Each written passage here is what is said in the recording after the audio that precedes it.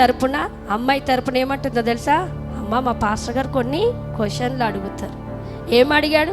గుడికి వెళ్తావంటే తండ్రి చెప్తుండు, కొడుకు కాదు. ఏమని? ఆదివారం అయితే గుడికి, గుడి లేకపోతే ఎక్కడా?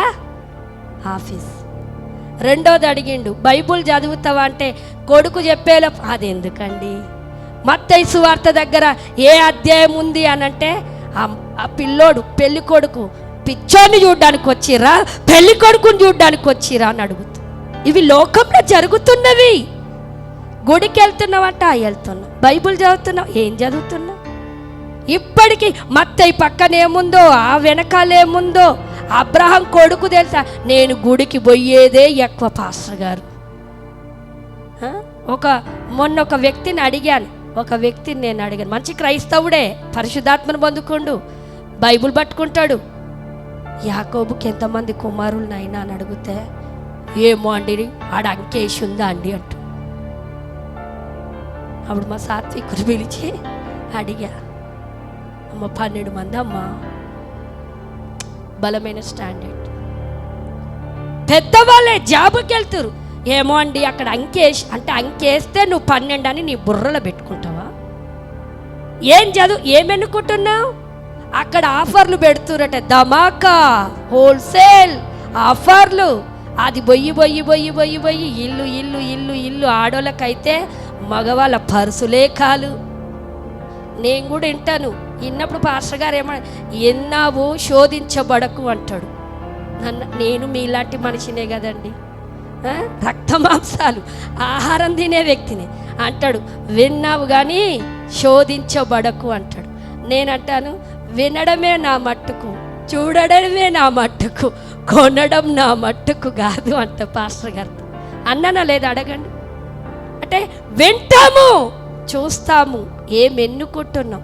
దేవుని వాక్యం అంటుంది, నువ్వేమెన్నుకుంటున్నావు? పరిశుద్ధతను ఎన్నుకుంటే పాపుల దగ్గర నువ్వు నివసిస్తున్నావేమో, పడిపోతున్నావేమో.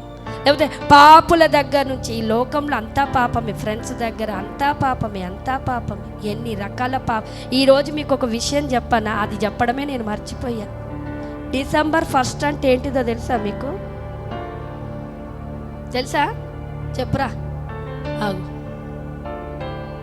తెలుసా? నేను ఇది చెప్పి స్టార్ట్ చేయాలనుకున్నా, మర్చిపోయా. ఎయిడ్స్ డే చెప్పి ఆ న్యూస్ పొద్దున నా కళ్ళకు వచ్చేసింది. ఎయిడ్స్ డే అంటే అబ్బా ఇది భయంకరమైన పాపం కదా అనుకున్నా. కానీ దాన్ని చదివాకనే నేను ముందుకెళ్ళిపోయా. ఏమనుంది అంటే, దేశములో యవనస్తురాలు వివాహానికంటే ముందు శరీరములో పాల్గొని పాపపు నీచమైన అలవాట్లో పడిపోయి మన దేశము ఎంత ముందుందో తెలుసా? చెప్తే సిగ్గుపోతుంది. రాష్ట్రాలు ముందున్నాయట. ఎంత గర్వంగా న్యూస్లు పెడుతున్నారో తెలుసా? గణనీయమంట, అది గణనీయమంట. ఏంటిదో తెలుసా మీకు? మిజోరాం రాష్ట్రం తెలుసా? నంబర్ 1 రాష్ట్రం మిజోరాం. లాస్ట్ కాశీ దగ్గర ఉంది, సెకండ్ లాస్ట్.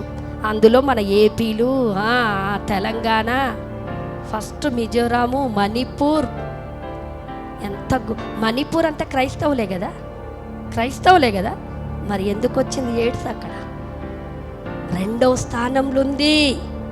అంటే దేవుడా దేవుడా దేవుడా అని ఇక్కడ అంటున్నారు, సంఘంలో కూడుకుంటున్నారు. కండ్లకు పాస్టర్ కండ్లను కట్టేస్తున్నారు, దేవుని కండ్లను కట్టేస్తున్నారు, పాపంలోనికి వెళ్ళిపోతున్నారు. నాకు మణిపూర్ 2వ స్థానం అనగానే నా గుండె జల్లుమన్నది. మణిపూర్లో ఎంత భయంకరమైన జరిగి, వస్త్రాలు లేకుండా స్త్రీని ఊరేగించారండి. ఆ కార్యం జరగడానికి కారణం ఏంటిదో తెలుసా? దేవుడని తెలిసి భయంకరమైనది కోరుకుంటున్నారు. నాకు మణిపూర్ పేరు వినగానే, మిజోరాం పేరు వినగానే నేను అప్పుడప్పుడు లోక వార్తలు ఎక్కడ సేకరించను, దైవజన్ దగ్గర నుంచే ఇదేంటిది అని అడుగుతా. చెప్తారు నాకు లోకం గురించి ఏం తెలియదు. నేను తెలుసుకోవాలని ఆరాట పడను కూడా. ఎందుకు నేను ఈ మాట చెప్పిన? ఎయిడ్స్ దినం. మీరు హాస్పిటళ్ళలోకి వెళ్ళండి, దీని గురించినటువంటి చర్చ, దీని గురించినటువంటి అవగాహన స్త్రీలకి, పురుషులకి, యవనస్తురాలకి డాక్టర్లు సదా ఏమంటారు క్యాంపు పెట్టారు. ఈరోజు తెలుసో లేదో మీకు. నేను ఎందుకు ఈ మాట దేవుడు కోరుకోమన్నది పరిశుద్ధతను, ప్రార్థనను, మందిరాన్ని, సంఘ సేవకుణ్ణి కోరుకోకపోతే, అబ్రహాము నడిపింపులో లోతు లేకపోతే, లోతు భయంకరమైనటువంటి, లోతు చేయలే పాపం కానీ ఆయన పిల్లలు, ఆయన భార్య కొలాప్స్ కావడానికి ఆయన ఎన్నుకున్న మార్గం. ఈరోజు నీ వల్ల నీ భార్య నష్టపోతుంది, నీ వల్ల నీ పిల్లలు నష్టపోతున్నారు, నీ వల్ల నీ కుటుంబము ఆర్థికంగా కావచ్చు, లేకపోతే అన్ని రకాలుగా నష్టపోతున్నారు, బాధపడుతున్నారు, దుఃఖములో మునిగిపోతున్నారంటే కారణం ఏంటిదో తెలుసా? నువ్వెన్నుకునే ఎంపిక నీ సొంత ఎంపికను ఎన్నుకున్నావు. దైవజనుని అడగాలి. అబ్రహాముని అడుగుంటే ఆ స్థితి రాకపో. నేను ఎన్నుకున్న ప్రభువా, నేను దైవజనుడికి అప్పగిస్తా. దైవజనుడు వెళ్ళమంటే, దైవజనుడు చేసుకోమంటే, దైవజనుడు ఇది చెయ్యమంటే, దైవజనుడు అది చెయ్యమంటే, ఇప్పుడు ఇష్టానుసార్ మమ్మల్ని చెయ్యమంటారు ప్రార్థన. కొందరు, మీరు కాదు, దయచేసి గమనించండి.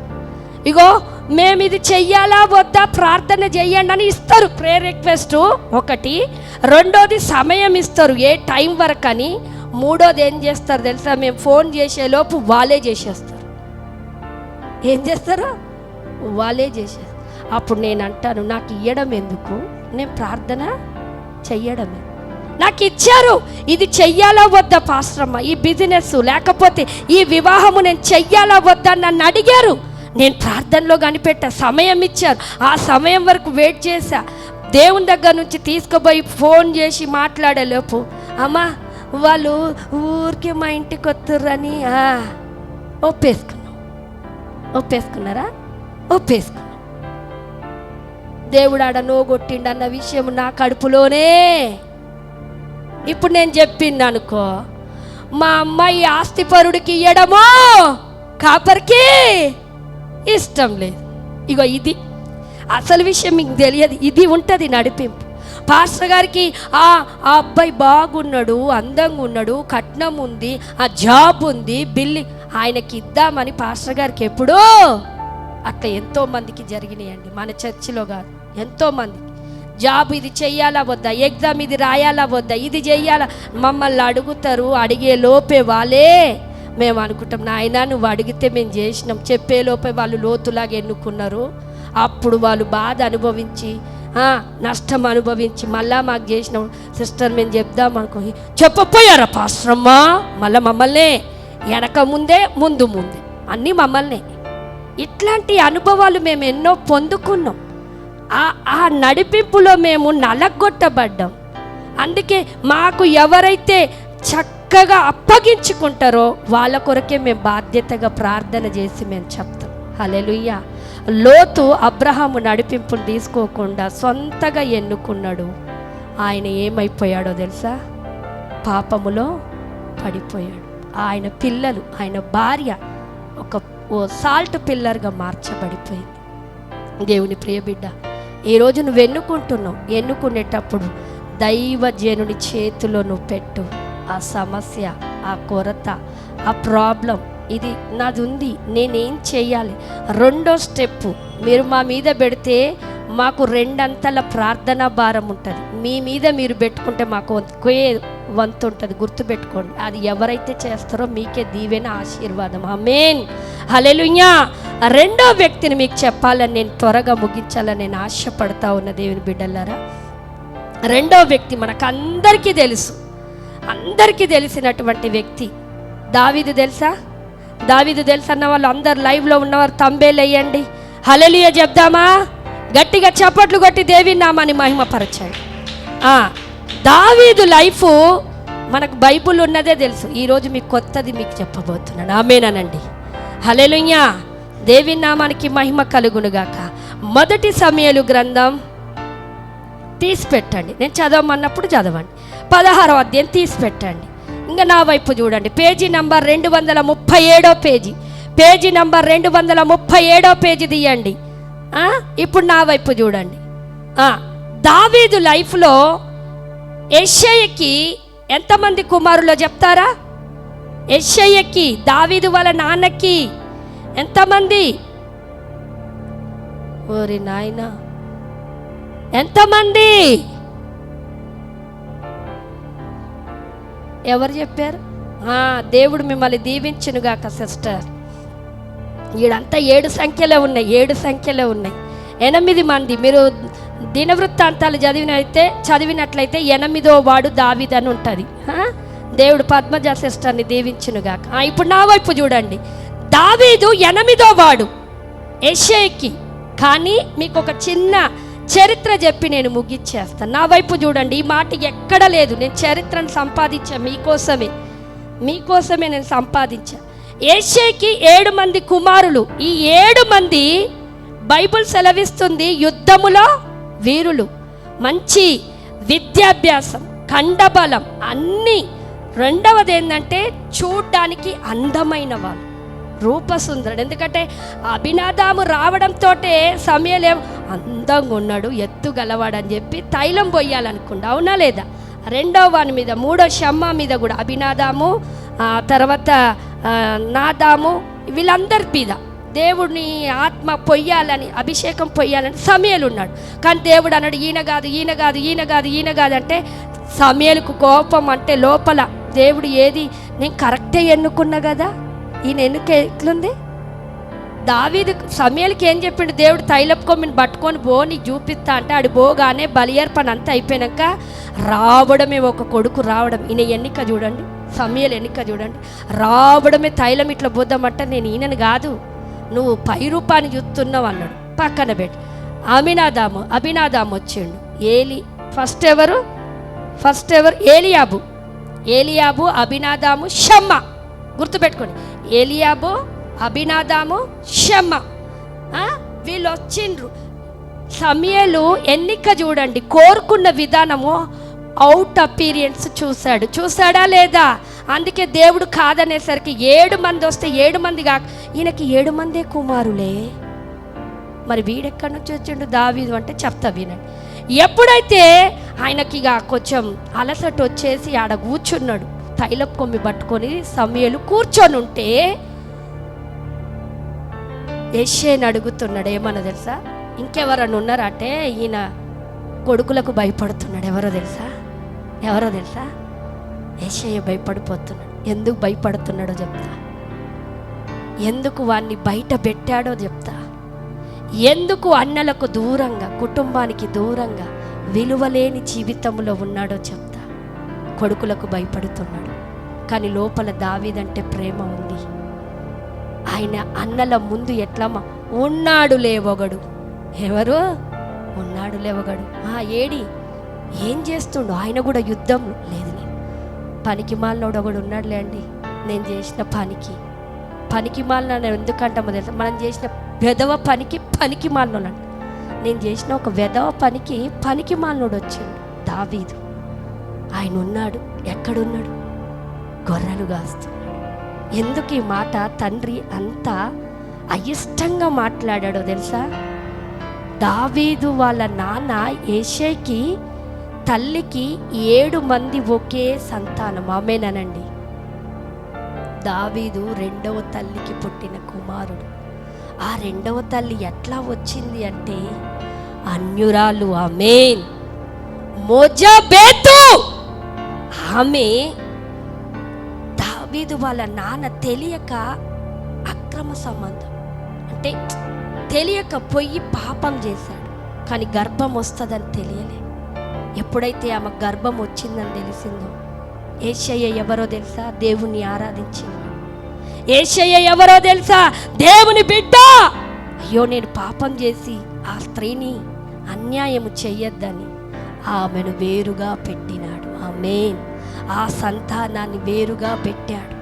అందుకే ఆ సంతానానికి రావాల్సిన ఇన్కమ్, ఏమంటారు దాన్ని, ఆస్తి ఏదైనా దావీదుకు పాలిభాగస్తులుగా చెయ్యకుండా దూరములో మొజబెతును కుమారుణ్ణి పెట్టి ఈయన పోషిస్తున్నటువంటి యెషయ్యని. ఇది బైబిల్లో ఉందా? మనకు లేదు. చరిత్ర. ఎప్పుడైతే యెషయా ఇవన్నీ తెలుసుకొని ఉన్నాడు అని చెప్పి ఆయనను ఇష్టంగా, ఎందుకంటే కుమారులు, నువ్వు ఒక ఘనకార్యం చేసినట్టు వాడు కొడుకు అని చెప్పుకుంటున్నావా? నువ్వు కొడుకని చెప్పుకుంటున్నావా? ఇక మళ్ళీ అందులో ఈయన దగ్గరికి రప్పిస్తున్నావు. ఎప్పుడైతే దావీదు ఆయన దగ్గరికి వచ్చాడో, సమూయేలు దగ్గరికి, ఆ మాట చదవండి బ్రదర్. 12వ వచనం.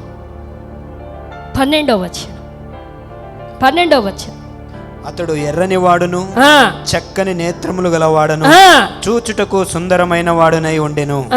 అతడు రాగానే నేను కోరుకున్నవాడు ఇతడే. ఆమేన్. గట్టిగా చప్పట్లు కొట్టండి.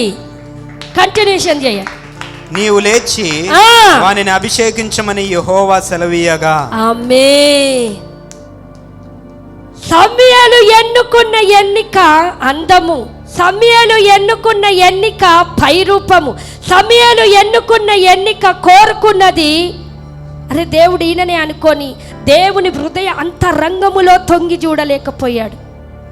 ఎప్పుడైతే దావీదు ఎర్రని వాడు, పొట్టివాడు, సుందరమైన వాడు రావడమే, ఈ పొట్టోని ఎన్నుకున్నాడా అని సమూయేలు అనుకోడా? ఈ గొర్రెలు గాచొస్తుండండి, పశువులు ఆ అడవిలో చెమట గబ్బు, ఈ చెమట గబ్బోని నేను అభిషేకించాలా? ఈ చెమట గబ్బోని నేను అభిషేకించాలా? దేవుని ఎన్నిక ఎట్లుంటుందో, దేవుడు కోరుకునేది ఎట్లుంటుందో. ఎందుకు దేవుడు దావీదును కోరుకున్నాడంటే, మొజబెతు ఆమె తన భర్త యొక్క దేవుణ్ణి ఆరాధించే స్త్రీ లిస్టులోనికి వచ్చి తన భర్త యొక్క దైవాన్ని కుమారుడికి నేర్పించింది. చప్పట్లు కొట్టి దేవుని నామాన్ని మహిమపరచండి. అందుకే దావీదు కీర్తనలో మీరు చదవండి, నేను పాపములో పుట్టినవాడని అన్నాడు. ఎందుకన్నాడా మాట? ఆయన పాపములో పుట్టిన పరిశుద్ధుడైన యేసయ్యను కోరుకున్నాడు. వీళ్ళు యేసయ్యలో పరిశుద్ధంగా వీళ్ళు పుట్టారేమో, పరిశుద్ధమైన నడిపింపులో ఉన్నారేమో. ఒకటి పాపం ఉంది, ఏంటిదో తెలుసా? ఎవరంటే వారు వాళ్ళకు పడదు, హేళన, ఈర్ష్య, ఇవి మనలో ఉంటే దేవుడు మనల్ని ఎన్నుకోడు, కోరుకున్నవాడు ఇతడే అని ఒక అభిషేకము ఆయన నెత్తి మీదకి వచ్చింది. ఈరోజు నేను చెప్పాలనుకున్న మాట ఏంటిది? నువ్వు కోరుకుంటున్నప్పుడు దేవుడు నీతోనే ఉంటున్నాడా? నువ్వు కోరుకునే మార్గము, సంపద, జాబు, పెళ్ళి, గృహము, ఏదైనా సరే దాంట్లో దేవుడు ఉండాలి. దేవుడు లేని నువ్వు కోరుకునేదంతా శూన్యము. నేను దేవుణ్ణే తెలుసుకొని కోరుకున్నా అంటే కొన్ని ఏరియాలలో నేను బ్రేక్ చేస్తుండే. ఎందుకను? దైవ జనుడి ద్వారా నువ్వు కోరుకునేది రావాలి. దైవ జనుడు నువ్వు అప్పగించుకొని వచ్చినప్పుడు దేవుడు నిన్ను సునాయాసంగా నడిపిస్తాడు. హల్లెలూయా. దేవుని నామానికి మహిమ కలుగునుగా. దావీదు కోరుకోవడానికి కారణం ఏంటంటే తన తల్లి చెప్పిన ఆ ఆరాధన, తన తల్లి చెప్పిన నిజమైన దేవుణ్ణి తెలుసుకొని అడవిళ్ళల్లో, గుహలల్లో పశువులను మేస్తూ కాస్తూ ఆ నిజ దేవుణ్ణి ఆరాధిస్తుంటే ఆ పాప జీవితం ఎక్కడో పోయిందండి. ఆ అక్రమ అందుకే అది రాయించలే దేవుడు. ఇప్పుడు మీకు చెప్తున్నా, అక్రమ సంబంధమైన దావీదు అని చెప్పుంటే అది బాగుందా? దేవుడు అందుకే మా అపోస్తుల కార్యం 13:22 ఏమన్నాడు? నేను కోరుకున్నవాడు, ఆమేన్, నా హృదయానుసారం. ఆమేన్. ఎలా ఉందో చూడండి. మనం జీవమునే కోరుకోవాలట. జీవములో ఏముంది? ఒక్కొక్కసారి మనకు నష్టం ఉంటుంది, ఒక్కొక్కసారి మనకు వేదన ఉంటుంది.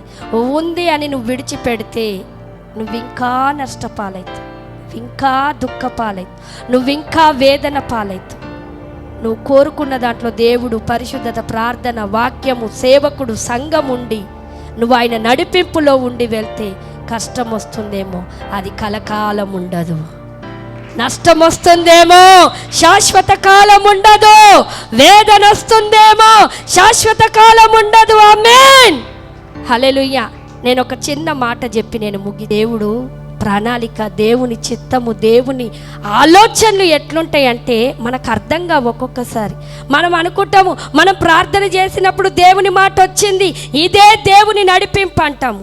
కానీ దేవుని మాట వస్తుంది, ఒక్కొక్కసారి బ్రేక్ వస్తుంది. నేను ఎప్పుడైతే తీర్మానం తీసుకున్నాను, మీకు ఒక విషయం తెలుసా? ఏంటిదో తెలుసా? దేవుడు పరిశుద్ధాత్మ దేవుడు మనలోనికి వచ్చినప్పుడు ఎట్లా గుర్తు అంటే భాషలు మాట్లాడతాం, చెప్పలేని ఆనందం, అవునా? కానీ పోయేటప్పుడు నీకు చెప్పి పోడు. ఎందుకో తెలుసా? నువ్వు ఆయనకు అయిష్టకరమైనది చేస్తుంటే ఏడుస్తూ వెళ్ళిపోతాడు. వచ్చేటప్పుడేమో నీతో నవ్వుతూ వస్తుంటాడు, నీకు ఆనందాన్ని ఇవ్వడానికి వస్తాడు, నీకు సంతోషాన్ని ఇవ్వడానికి వస్తాడు. ఆయన నీ మీదికి వచ్చినప్పుడు, నీ హృదయంలోనికి వచ్చినప్పుడు చెప్పలేని అన్య భాషలు, చెప్పలేని అగ్ని అభిషేకము, చెప్పలేనటువంటి ఆనందము నువ్వు అనుభవిస్తున్నావే. కానీ వెళ్ళేటప్పుడు ఏం కోరుకుంటున్నావో? దేవునికి అయిష్టకరమైనది, దేవుని దుఃఖ పెట్టేది, దేవుని ఆత్మను ఆర్పేది ఏం కోరుకుంటున్నావో ఒకసారి గుర్తుపెట్టుకో. అవి కోరుకుంటుంటే దేవుడు అంటాడు దుఃఖిస్తా వెళ్ళిపోతాడట. దుఃఖిస్తా, ఆయన ఆత్మను ఆర్పివేయకుడు అంటున్నాడు. నాకు 2004లో ఏ ఆత్మ నన్ను దర్శించిందో, 2004లో ఏ కళ నన్ను దర్శించిందో నేను మర్చిపోకుండా, యోసేపు కళ గుంటలో పడ్డ కళని, ఖైదీలో ఉన్న కళనే, అమ్ముడు పోయిన కళనే, అందుకే ఆ కళ ద్వారా ఐగుప్తుకెక్కిండు దేశం మీదికి. ఆమేన్. ఈరోజు నేను నిలబడి సవాలు చేసి చెప్తున్నాను, ఏంటిదో తెలుసా? నేను కోరుకున్నది యేసుని మాత్రమే, డబ్బును కాదు. దేవుని బిడ్డలారా, డబ్బు నా వెనక పరిగెత్తాలి, డబ్బు నా కాళ్ళ కింద ఉండాలే తప్ప, నేను డబ్బు వెనక పరిగెత్తే సేవకురాలిని సేవ నేను అస్సలు చేయట్లేదు. సవాలు చేసి చెప్తున్నా, నన్ను పిలిచిన దేవుడు నమ్మదగినవాడు, నన్ను పిలిచిన దేవుడు నన్ను సిగ్గులోనికి నడిపియడమ్మా, నా తలను వంచేటట్టు నడిపియడమ్మా, తల ఎత్తువాడిగా ఉండబోతుండు. ఈరోజు నువ్వు కోరుకున్న దాన్ని బట్టే నువ్వు అనుభవిస్తున్నావు. ఒక్కసారి దేవుని దగ్గర నీ హృదయాన్ని తెరిచి ఒక్క మాట నువ్వు చెప్పగలుగుతావా? ఏమన్నా తెలుసా? నేను కోరుకునేటప్పుడు నువ్వు ఉన్నావు, కానీ అనుభవిస్తున్నా దాంట్లో నువ్వు లేవేమో, అందుకే నేను ఇవి అనుభవిస్తున్నా. ప్రభువా నన్ను క్షమించు. నేను ఏది కోరుకుంటున్నా, ఏది ఎన్నిక చేస్తున్నా, అమ్మా తినే భోజనము మనల్ని శోధిస్తుందమ్మా, తినే తిండి మనల్ని శోధిస్తుంది, కట్టుకునే వస్త్రాలు మనల్ని శోధిస్తాయి అమ్మా. దాంట్లో దేవుడు ఉండాలని కోరుకుంటున్నాడు దేవుని బిడ్డ. అందుకే దేవుని బిడ్డల మేము ప్రేమపూర్వకంగా చెప్తున్నా, నేను తినడము కట్టుకోవడము దేవుని మహిమ కొరకే, దేవుని మహిమను నేను తీసుకురావడం కొరకే. దేవుని బిడ్డల ఆ తెగింపు, ఆ నమ్మకము, ఆ విశ్వాసము నీలో ఉంటే దేవుడు నీ యొద్దకు పరుగు పరుగున రావాలని, ఆ నువ్వు పడిపోతున్న స్థితిలో నిన్ను లేవనెత్తాలని, అగాధములోకి వెళ్తున్న నిన్ను వెలుగులోనికి రప్పించాలని ఆశపడతా ఉన్నాడు దేవుని బిడ్డ. ఈరోజు కళ్ళు మూసుకొని మనకిచ్చిన అవకాశాన్ని బట్టి ఏం కోరుకున్నావు? ఈరోజు నీ రోగం నీ నుండి విడిపోతలేదు, ఈరోజు సమస్య నీ నుండి విడిపోతలేదు, ఈరోజు నీ నుండి ఏది దూరం కాకపోవడానికి కారణం ఏం కోరుకున్నావమ్మా? ఏం కోరుకున్నావు? క్షణికమైన వాటిని నువ్వు కోరుకుంటే, తుచ్చమైన వాటిని నువ్వు కోరుకుంటే, ఆ క్షణమే నిన్ను ఆనందపరిచే వాటి కొరకు నువ్వు కోరుకుంటే నీ జీవితము నిలబడదు. పనికి రాని నన్ను, పనికి లేని నన్ను పనికొచ్చే పాత్రగా చేశాడో తెలుసా? ఆయన కొరకు నేను నిలబడడానికి ఇష్టపడ్డ దేవుని బిడ్డ. ఈ పనికి రాని జీవితాన్ని నిలబెట్టిన నా యేసయ్య మిమ్మల్ని నిలబెట్టాలని ఈ ఉదయకాలం దేవుడు ఆశతో చూస్తున్నాడు. దేవుని బిడ్డల పనికిరాని పాత్రగా ఉంటున్నావా? త్రుప్పు పట్టిన పాత్రగా నువ్వు ఉంటున్నావా? విలువలేని పాత్రగా నువ్వు ఉంటున్నావా? ఎవ్వరు నిన్ను గుర్తించలేని పాత్రగా నువ్వు ఉంటున్నావా? యేసయ్య అంటున్నాడు, కోరుకుంటున్నానమ్మా, నిన్ను నేను కోరుకోబోతున్నాను. దావీదును అలనాడు కోరుకున్న దేవుడే నిన్ను నేను కోరుకోబోతున్నాను. దావీదు దేవుడే నీ దేవుడు, అబ్రహాము దేవుడే నీ దేవుడు, ఇస్సాకు దేవుడే నీ దేవుడు, యాకోబు దేవుడే నీ దేవుడని ఈరోజు నేను సవాలు చేస్తున్నాను. జ్యోతి దేవుడే నీ దేవుడని నేను శక్తివంతంగా సవాలు చేయబోతున్నాను. దేవుని బిడ్డ కళ్ళు మూసుకుందాం, దేవుని వైపు చూద్దాము, దేవుని వైపు చూద్దాము, పరిశుద్ధాత్మ దేవుని వైపు చూద్దాం. Thank you lord, thank you lord, thank you lord, దేవుని వైపు చూద్దాము, దేవుని వైపు చూద్దాము, దేవుని వైపు చూద్దాము. ఆయన గొప్ప దేవుడు, ఆయన ఉన్నతమైన దేవుడు, ఆయన నిన్ను నన్ను నడిపించే దేవుడు. నువ్వేం కోరుకొని అవస్థలు పడుతున్నావు, ఇబ్బందులు పడుతున్నావు, బాధపడుతున్నావు, ఆయన ఒక స్టేట్మెంట్ ఇచ్చాడు, జీవమే అంట. ఒక్కొక్కసారి ఆ జీవానికి సంబంధించిన దాంట్లో నీకు నిరాశ అయినా అదే కోరుకో, అదే దాంట్లోనే నిలబడు. నీకు కన్ఫ్యూజ్ అవుతుందా, నువ్వు వెయ్యలేకపోతున్నావా స్టెప్పు? అందుకే నీ కాపరిని పెట్టాడు, అబ్రహామును పెట్టాడు లోతుకు, లోతు వాడుకోలేదు. నీకు సంఘ కాపరిని పెట్టాడు, సంఘ కాపరి నుండి నువ్వు ముందుకు వెళ్తే దేవుడు నీకు ద్వారం తెరవబోతుండు. నన్ను ఎన్నుకున్నాడంటే నాకు సంఘ కాపరి ఉన్నాడమ్మా, నిన్నెన్నుకున్నాడంటే, నిన్ను కోరుకుంటున్నాడంటే.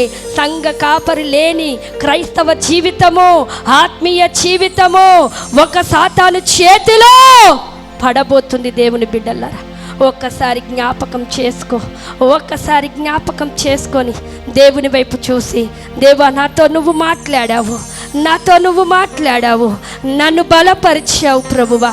ఈరోజు నేను కోరుకోబోతున్నాను, లోతులాగా కోరుకోను. ఏది సమస్యలుగా అయ్యా లేదు అనుకుంటూ వెళ్తున్నా నేను అది కోరుకోనయ్యా. నువ్వు చేయి పట్టి నడిపించు, నీ ఆత్మతో నడిపించు, నీ దైవజనుడితో నడిపించు, వాక్యముతో నడిపించు, నీ కన్ఫర్మేషన్తో నడిపించు, నీ కళతో అని నువ్వు ఒక నిర్ధారణ తీసుకుంటే దేవుడు ఈ దినము నుండి నీకు స్టెప్ వేయబోతుండు. ఈ దినము నుండి దేవుడు నీకు ఒక మార్గము సిద్ధపరచబోతుంది.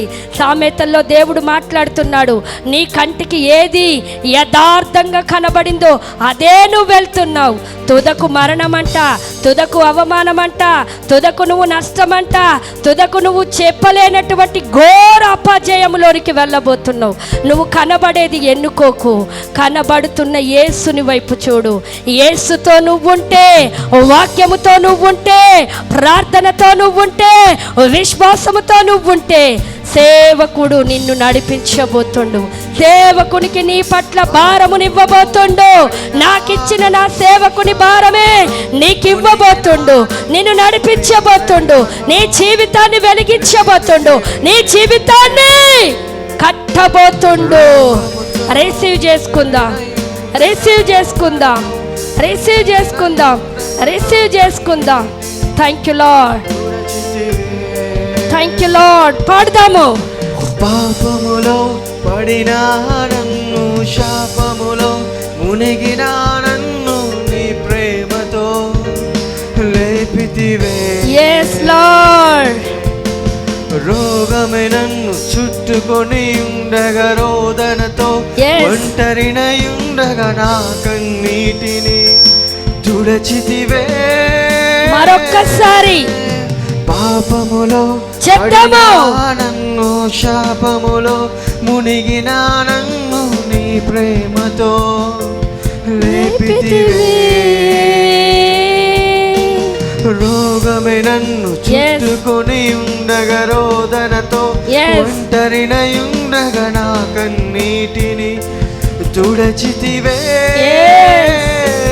నీది శాశ్వత ప్రేమయా, నేను మరచిపోలేనయ్యా. మరొకసారి ఎన్ని యుగాలైనా మారదు, ఆయన ప్రేమ మారదు.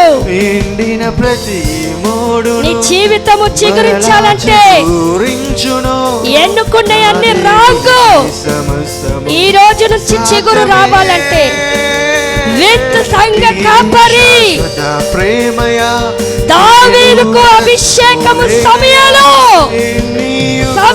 నడిపింపు లేకపోతే దావీదు లేవనెత్తబడలే. ప్రతి మోడును మరలా చిగురించును, నా దేవునికి సమస్తము సాధ్యమే. చెప్తాం, రెండు చేతులెత్తి సాధ్యమే, దేవునికి అప్పగించుకుంటూ సాధ్యమే, సాధ్యమే, సాధ్యమే, నా ప్రియునికి